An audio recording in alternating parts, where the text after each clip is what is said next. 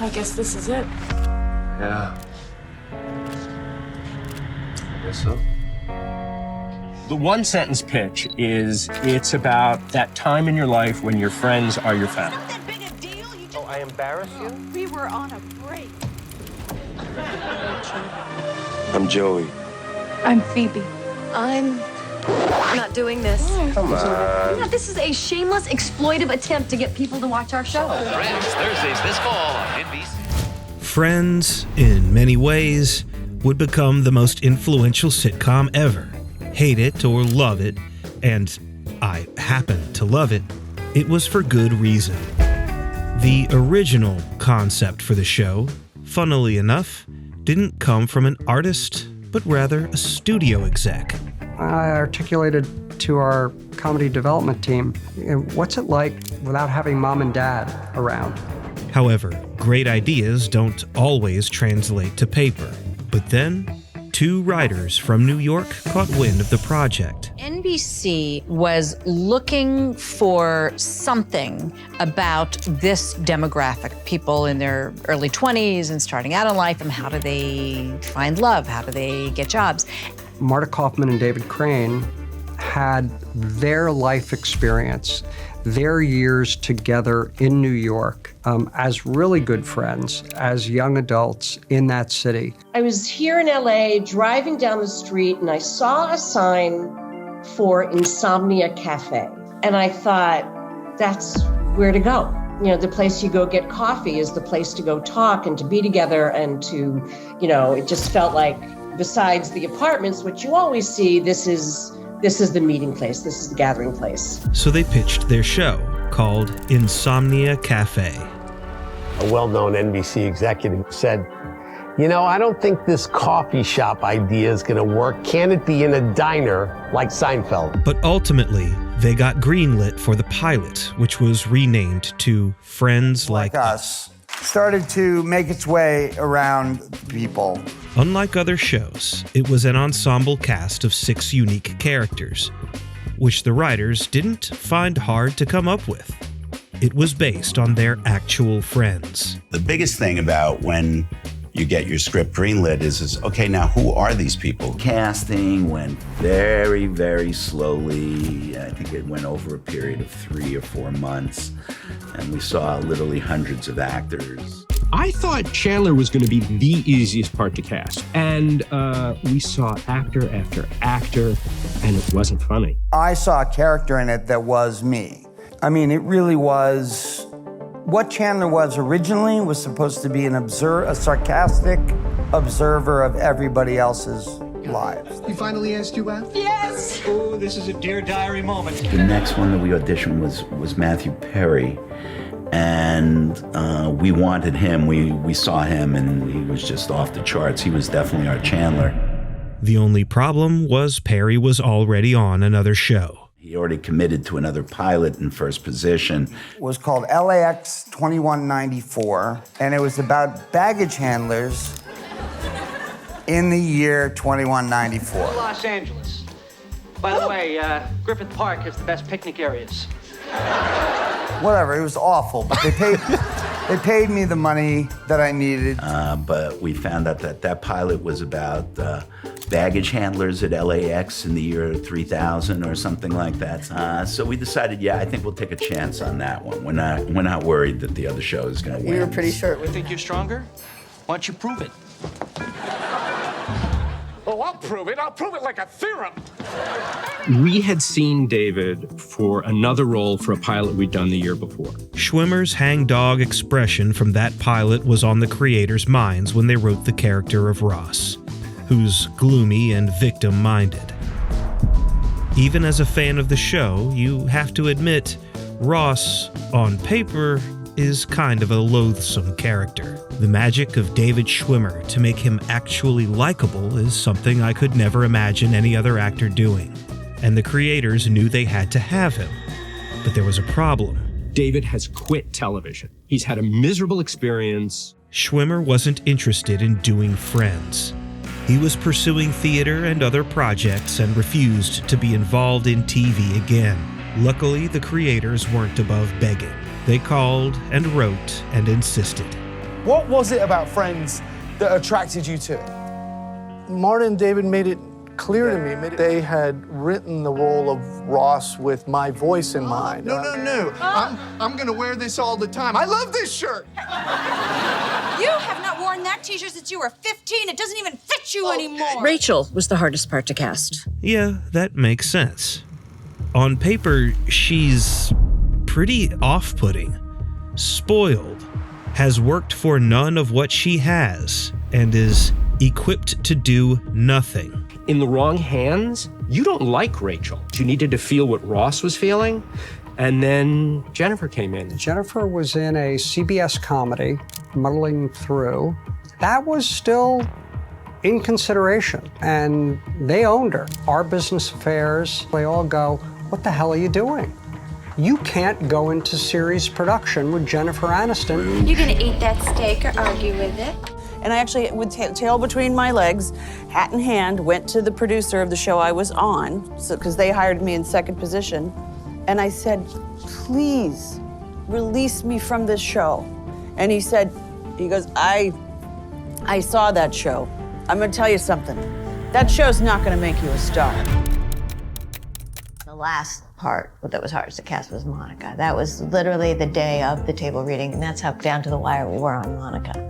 Jamie Gertz was offered the role of Monica, and she turned it down. Marta Kauffman and David Crane took a walk around the Warner Brothers lot, came back and said Courtney Cox.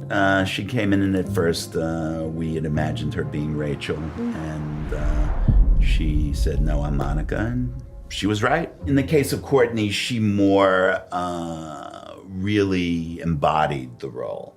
We switched apartments. You can't eat our food anymore. That gravy train has ended. Is gravy?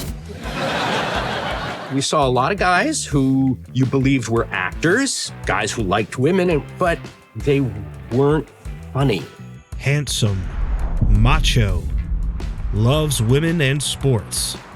All the traits of a character who could come off as annoying if played by the wrong person.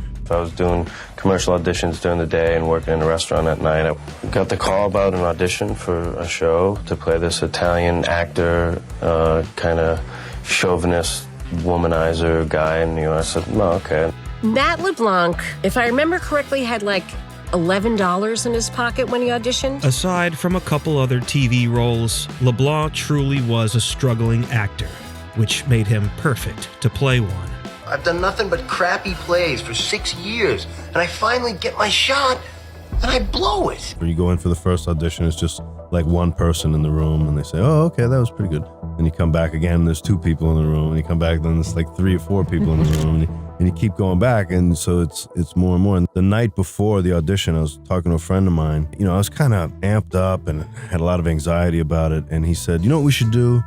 The show you're going in for, it's about 6 friends, right? I go, yeah. Then we should go out and get shit-faced because we're friends. And I was like, that's a great idea. That's terrific. And we got drunk, and I ended up sleeping at his house on the couch, and I got up in the morning and went into the bathroom and kind of blacked out and did a face plant into the toilet and cut my nose on the bottom of the toilet seat. So I go in for this final audition with this big scab on my nose. And Marta Kauffman said, what happened to your face? And I told the truth and got the job. Hey, happy Thanksgiving, Thieves.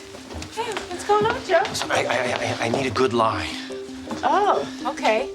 How about the whole man walking on the moon thing? We saw a bunch of women who read Phoebe, and it was nothing. My husband, Jeffrey, was writing and producing on Mad About You, and he said, Phoebe's right here, playing Ursula, the waitress. Well, I think our waitress took another job. Hello. Oh, there you are. I don't remember hearing how she was described. I remember reading the monologue, and I don't even remember the character description, because to me, everything I needed to know was in that monologue. And then the monologue was all information about, well, my mother and my stepfather was in prison, and that's how I ended up living in New York or something, in a car with a crack addict. It was like one trauma after another. Whatever I needed to do to make her funny was filling in the character. So I just thought that would also be funny if she thought, well, I'm normal like everybody else. I have the same experiences that everybody else has. Baby, I thought your dad was in prison. No, that's my stepdad. My real dad's the one that ran out on us before I was born. Now that the cast was set, the most important factor in the pilot was that these 6 friends had chemistry. Obviously, or else the show wouldn't work. We watched them at the first run-through for the pilot. I think we all realized independently, so this is a show about 6 people who are best friends, and we just met yesterday at the table read. They looked like they'd known each other for years. As actors, from the beginning, they clicked. NBC was so confident in the show that they debuted it during their Thursday night lineup alongside Seinfeld. It was important that we get that 8:30 slot. It's a Thursday night comedy. Friends, Thursdays this fall on NBC. The pilot was viewed by over 22 million people, and the show was basically an instant success. Jimmy Burrows. He was the one who took us to Las Vegas before the show aired and had us at dinner and just said, you know, this is the last time any of you will be able to be out in public. What a lot of people don't know is that the actors themselves were friends. Not colleagues, not casual friends. They were extremely close. We all clicked pretty quickly. There was something went into our neural pathways that we were family, we were going to take care of each other. It was really important to the 6 of us that we kept a friendship, that we were friends. But if you've ever had the thought, okay, 6 young, attractive, single people, there must be some offset chemistry too, right? But you and David, in the early years, had a crush on each other. Yes, we did. You didn't know that, did you? We just let it play out on TV. It was like 2 ships passing because one of us was always in a relationship and we never crossed that boundary. If we were hooking up or there was any strangeness going on, that might mess with things. We didn't want to jeopardize any of the great relationships and friendships we were forming and had established. Okay, hookups didn't get in the way. But one thing that usually does is money. At the beginning of the show, everyone had sort of different contracts, right? We all had different contracts. I was like Richie Cunningham, Fonzie contract where no one could make more than me. We 3 feel like that sometimes you guys don't get that we don't have as much money as you. Okay. I hear you. Lisa was making the most. She was the no. richest, and she said no. I was making the least, so it was all to my benefit. Courtney was making the most, right? Because she was the name going into it. Yeah, it was sort of like 2, 2, and 2. I got a call from Schwimmer, saying, look, this seems like the thing to do. And it may have been Courtney's idea. And I just said, oh yeah, okay. That sounds really good. And it worked. I mean, it did. But it was scary, because at some point you're told and, they won't have it. Right, the studio right. or the network. And you're going to lose everything. Right. And, there were a couple of smart people in this cast. Again, I wasn't one of them. Saying, no. This is going to work. Yeah. At this point, they need the show. I didn't need to fight the battle because I had that, but it was so important that we got paid the same amount of money. We were 6 of 1. I mean, we were a team. I'm sorry that we make more money than you, but we're not going to feel guilty about it. We work really hard for it. And we don't work hard? We wanted to be paid the same because we felt that was fair and putting in the same amount of work, and it was kind of something we believed in. We walked out a couple times. I remember leaving the stage and Marta Kaufman, my boss, saying, where are you going? I said, I gotta go. Everyone's leaving. I love you, but I gotta go. And she understood. The negotiations started in season 3 and culminated with the cast getting the equal pay they wanted by season 5. They negotiated solely as a collective unit from that point on, which not only landed them unprecedented amounts of money as an ensemble, but ensured the continuity of the show. I gotta go to work.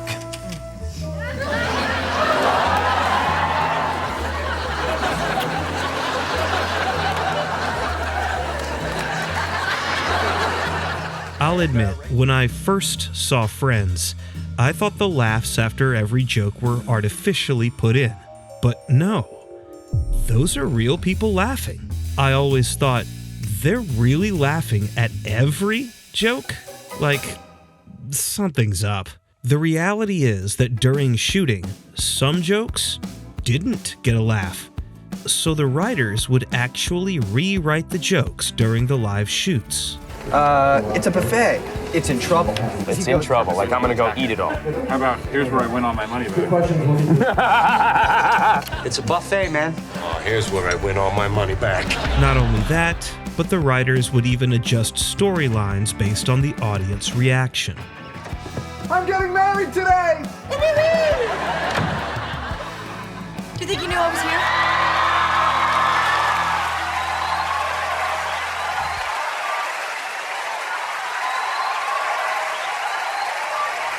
Originally, the writers intended Monica and Chandler's hookup in London to end there. But because of the audience's overwhelming reaction, they decided to give them a relationship. The show struck a chord with millions of fans, which also included celebrities. We had amazing guest stars on our incredible. show. Couldn't believe all these people that we were all massive fans of. Sean Penn coming on and being really funny was the biggest surprise. I watch this show, so for me, it's a little bit like, oh, you know, there's Monica. You know, you sort of feel stupid. I was blown away by so many. Paul Rudd was great. Rudd was incredible. Tom Selleck, so Tom Selleck. incredibly funny. And Mr. Pitt was wonderful. He was fantastic. Celeb or civilian, there's a distinct quality that fans resonate with. Are you aware, like, how special this show is to people? How important it is to them? Like, I always say I put it on when I'm feeling a bit down or when I'm stressed. It's just easy to watch. You don't need this, but my little brother, when he was going through chemotherapy, we used to watch this show all the time in hospital with him. It always cheered him up. You realize how important that kind of escape with a laugh, and that just makes you feel good that there are people connecting who love each other, give each other a hard time, but are there for each other. And there's something just important. It's just important, kind of healing about it. And yeah, and I had heard there were studies, people with depression, like moderate to, mild to moderate depression, watching Friends, and then it improved their emotional state. I've had people come up to me and say, my mom had cancer, and the only thing that lifted her spirits was watching Friends. After 9/11, and someone would look over and, this one gets me, and would just say, thank you. Like near tears. Wow. And I realized, okay, that's because we need a break. Yeah. And that's what comedies do. They give you a break that you need, otherwise it's too much. We all inevitably have our darker chapters in life, and I distinctly remember how Friends was there during my worst. I think comedy is, in a way, humanity's Band-Aid. I don't think any of us will ever find the kind of creative environment again where you walk into a situation and immediately just feel that there's instant chemistry and affection. The show was beloved by millions, was at the height of its success, so why did it have to end? For the writers, I know it was becoming a challenge. It had been, 9 years already. For the cast, some people just felt ready to move on and be done. I wanted it to end where people still loved us and we were on a high. And then I also was feeling like, how much more of Rachel do I have in me? What more is there to tell? How many more stories are there to tell for all of us before we're just now pathetic, still living across from each other? It's just been a great run. I think all of us feel like we've reached our time to move on. I got off the plane. 52 million people watched the finale, the 5th highest of all time. It was really important for us to end everyone in a good place. We wanted to know that Monica and Chandler were going to have their babies, and that Phoebe was going to be happy and had a life. I want one. The most important thing about the finale was the feeling that it's time to move on. And to see that place empty felt like the strongest image we could come up with to say, it's time to move on. It was very sad, and it was this sort of closing of a chapter in all of our lives. It was amazing. If the show was about that time in your life when your friends or your family, once you have family of your own, it's no longer that time. So I guess this is it. Yeah. I guess so. I'm Adam, this is ScreenPuff, and this one was special to me. If you liked it, check out this next one, and as always, thank you for watching.